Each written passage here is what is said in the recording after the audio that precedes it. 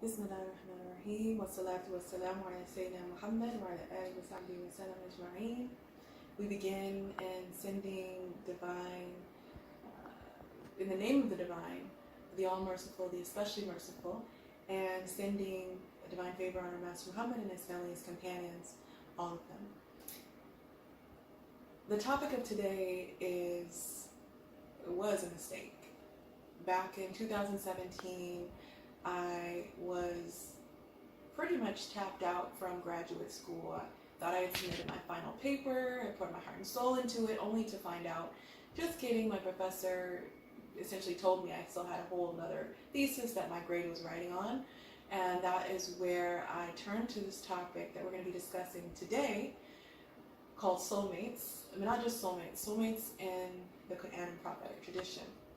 It was a topic I was rolling around in my head for a while, and it wasn't until this time that I stringed together the various proofs that I had heard here and there in seminary and from teachers that I finally put together into one concise article, which I've already told you. I will not be citing anything really in this video today. The point is to put it into bite-sized pieces for those who aren't academics, and to unpack at the same time this loaded article and topic that I was to present and eventually have peer-reviewed and even pitched to various academic journals, and not also just like the Muslim Bible, for instance. And I will say that it wasn't until months down the line, and this is often the way things work. God works in mysterious ways, right? Where I didn't realize that it was even picked up by them till, let's see, they put it out in May. I didn't realize until August. And at that point, it had started getting quite a few views. And I said, okay, we're on to something here. And I realized that I myself, there's still so much to unpack about them. So that's why I'm here today, to continue the conversation and hopefully answer some serious gaps in the mainstream narrative when it comes to faith, specifically Islam and the divine feminine, that soulmates really speak to. Now, you may wonder, what is the basis for this? Where are you getting this idea of soulmates from in Islam? And many may already have an idea of it. However, there's one word linguistically in Arabic that just really lays the foundation for all of the questions that you may have about soulmates. Now, we're not going to stop at that one word, but for this video today, that is our focus.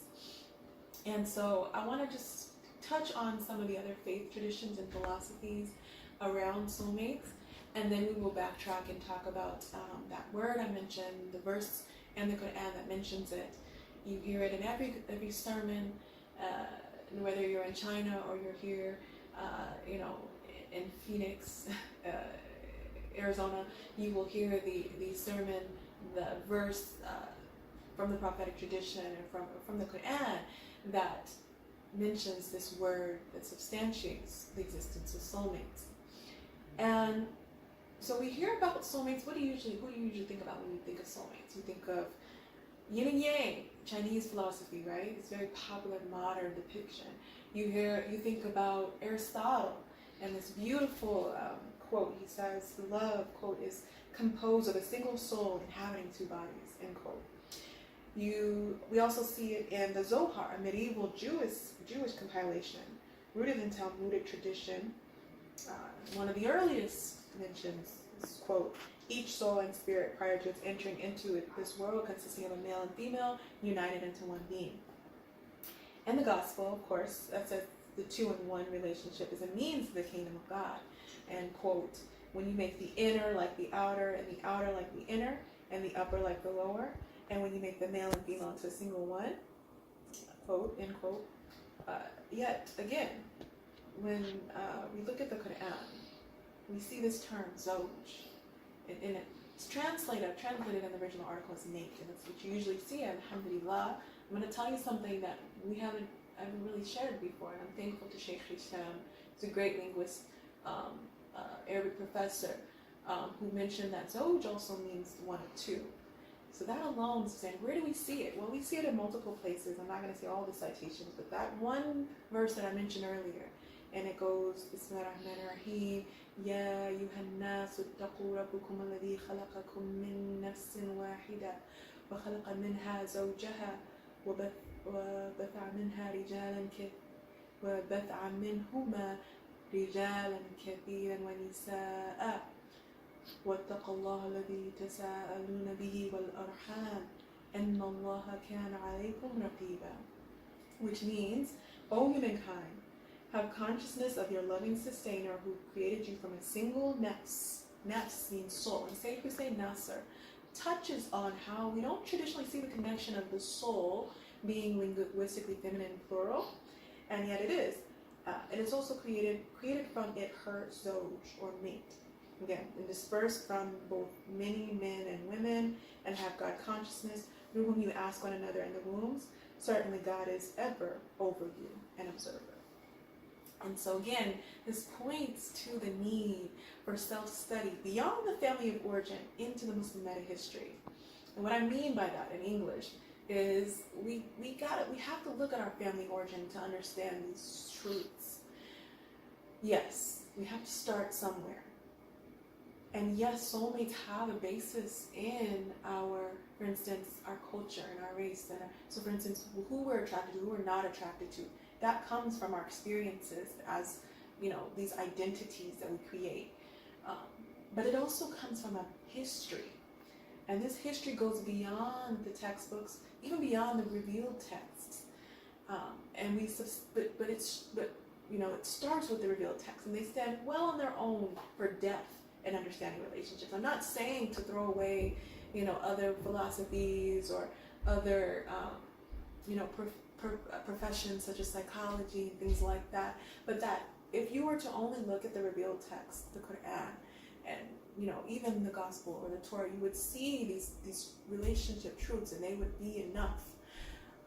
However, it is important to start with the family of origin, to start with the self, and do that self-study and do that self-discovery to really start to see these truths unravel and recognize the shared experiences, and that this meta-history is something that we see in the Quran on a day called Al-Esr. I'm not going to go into that today. That is a topic for the next video, creator willing. And it's also the next topic that you'll see in the article if you to look at the articles referenced in the description below. This day, before history was written in the books, that we traditionally call history, we see this day, and it's called the Day of Al-Esr. And this is the day that we really had a covenant, that you, that I, that he, that she, everyone took this covenant with God. Some were more hesitant, some were more quick to agree to it, but we all agreed to it. And those who were standing near are the ones that we're closer to in this life. And then the Prophet tells us, the souls are like aligned soldiers. Those that were close on that day will be closer on this day. But again, I'm not going to go into details on that. I'm already telling you too much. That definitely is something I encourage you to subscribe for the notification on, as well as to like and comment. Let me know if that's something you're interested in, so that hopefully you can support this channel and these works, and have hear more on that.